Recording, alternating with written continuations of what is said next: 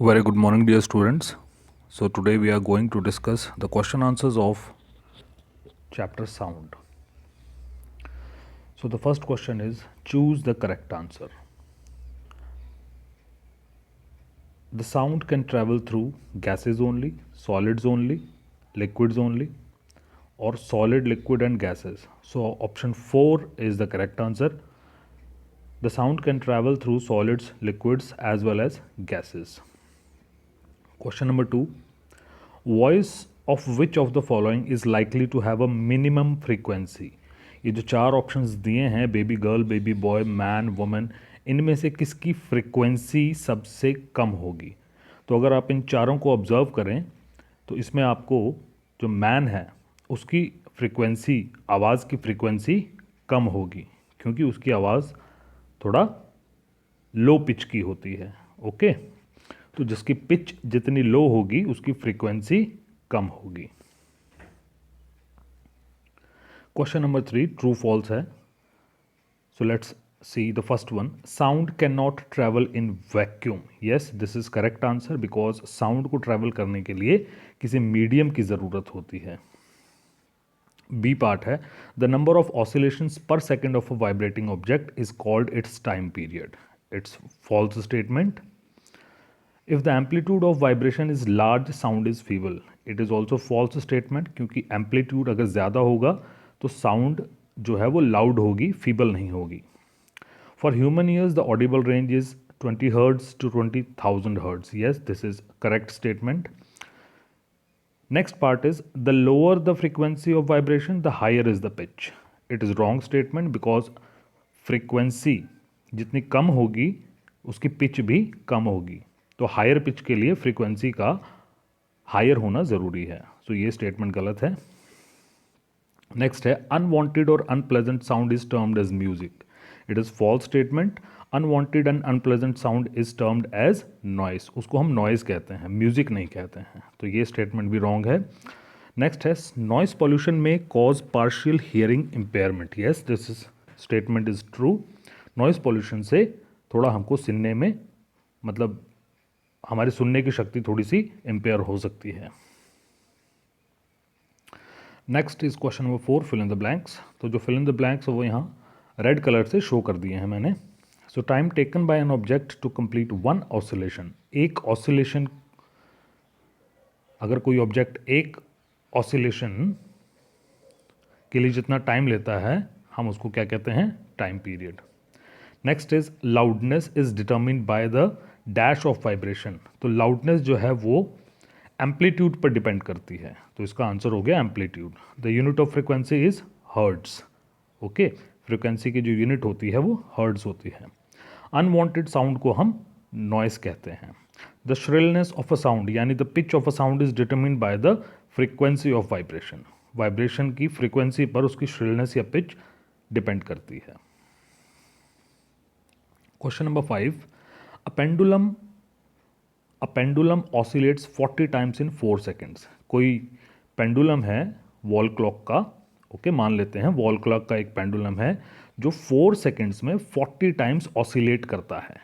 Oscillate, तो इसका time period और फ्रीक्वेंसी बताना है। तो टाइम पीरियड का फॉर्मूला होता है time upon number of oscillations.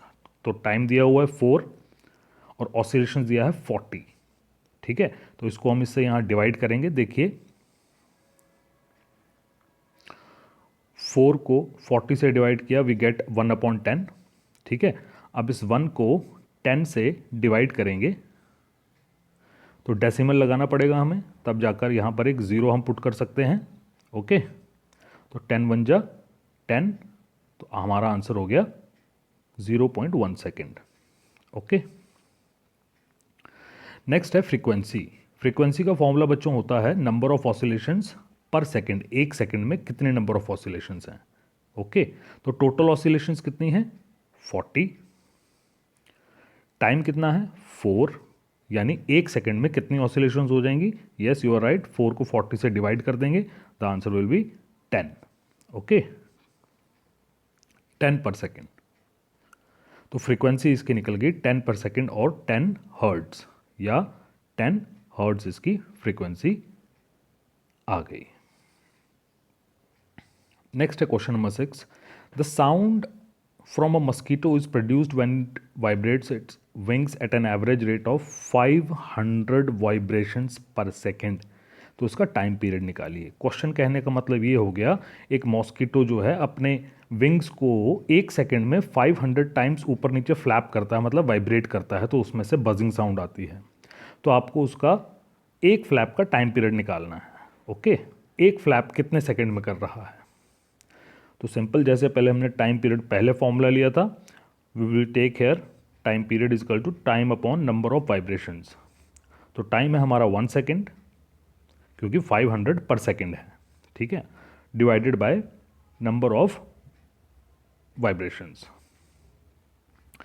इसको हम सॉल्व कर लेंगे। देखिए कैसे, आंसर आपके सामने है 0.002 सेकेंड। सॉल्व कैसे करना है, 1 को हम किससे डिवाइड कर रहे हैं? 500 से। तो डेसिमल लगाया, 0 लग गया, फिर डेसिमल लगा, फिर अब इसके बाद हम 0 ऐसे ही पुट करते रहेंगे और यहाँ पे 0 लगा देंगे।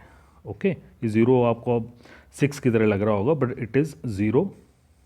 फिर से अच्छे से बना देता हूँ मैं। 500 को हम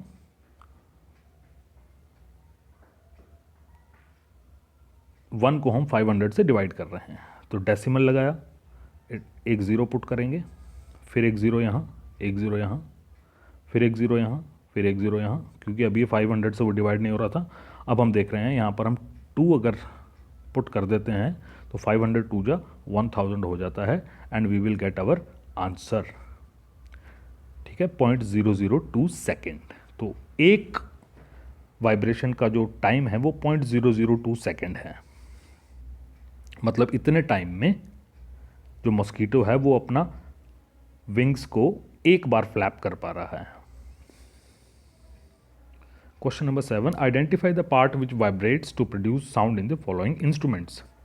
ये जो इंस्ट्रूमेंट्स हैं, ढोलक, सितार, फ्लूट, इसमें जो साउंड है वो किस किस चीज़ के वाइब्रेट होने से प्रोड्यूस हो रही है। तो जो ढोलक होती है, ढोलक के ऊपर हम जानते हैं एक मेम्ब्रेन की कवरिंग होती है, उस मेम्ब्रेन को बहुत ही स्ट्रेच करके उसके ऊपर चढ़ाया जाता है।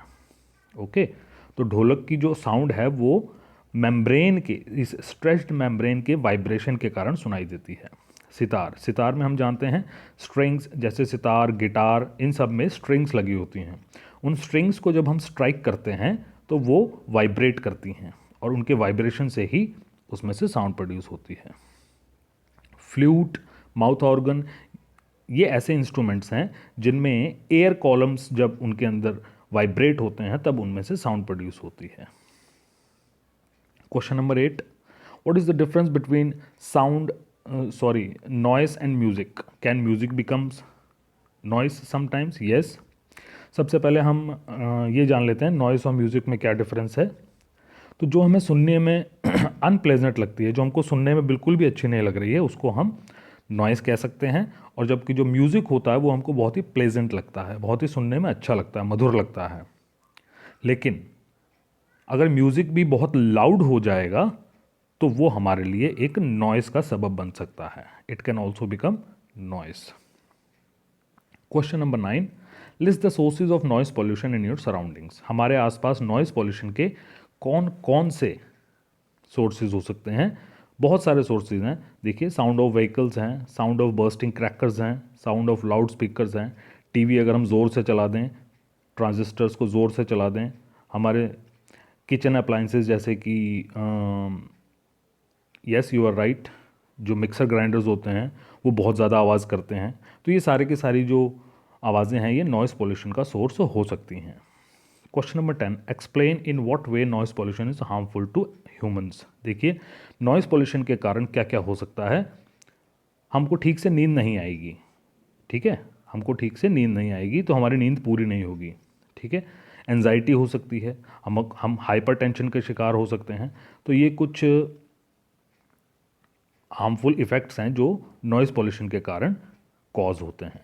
Question number 11, suppose your parents are going to buy a house. आपके पेरेंट्स एक घर लेना चाहते हैं और उनको 2 ऑफर्स दी गई हैं कि वो अपना घर सड़क के एकदम पास बनाएं या सड़क से थोड़ा कुछ मीटर्स की दूरी पर बनाएं। तो आप क्या सजेस्ट करेंगे? यस, आप सही सोच रहे हैं। आप अपने पेरेंट्स को ये सजेस्ट करेंगे कि हमारा घर जो है वो मेन रोड से थोड़ा 3-4 लेन्स पीछे की तरफ बनाएं ताकि आप किससे बच सकें? यस, यू आर राइट, जो रनिंग व्हीकल्स हैं उनके शोर शराबे से आप बच सकें, नॉइस पोल्यूशन से बच सकें। Okay, so this was the answer in short. आप यहाँ वैसे लिखने के लिए यहाँ से देख सकते हैं। Okay, you can take its snapshot and right.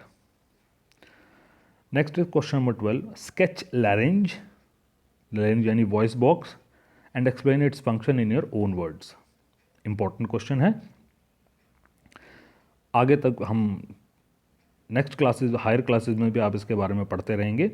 Okay, तो लैरेंज जिसको कि हम वॉइस बॉक्स भी कहते हैं, actually it is at the upper end of wind pipe. हमारी जो विंड पाइप होती है, सांस लेने वाली नली होती है, उसके ऊपर के एंड पर ये प्रेजेंट होता है। ठीक है, इस लैरेंज में एक्चुअली 2 कॉर्ड्स होती हैं जो कि हवा के आने जाने के रास्ते की वजह से वाइब्रेट करती हैं, वो हवा के रास्ते में होती हैं। ठीक है, अंडरस्टूड। तो when lung force air through the slit, जब लंग्स में हमारे, देखिए बोलते हुए हमारे फेफड़ों पर थोड़ा असर पड़ता है, यानी वहाँ पर हवा का आना जाना लगा हुआ होता है। ओके, जिनके कारण जब वो वोकल कॉर्ड्स वाइब्रेट करती हैं तो वो साउंड प्रोड्यूस करती हैं। The muscles attached to the vocal cords can make the cords tight और लूज। ये जो वोकल कॉर्ड्स होती हैं इनके साथ मसल्स भी जुड़ी हुई होती हैं, तो वो उन कॉर्ड्स को टाइट या लूज कर देते हैं, जिससे कि वाइब्रेशन में और ज़्यादा हेल्प मिलती है।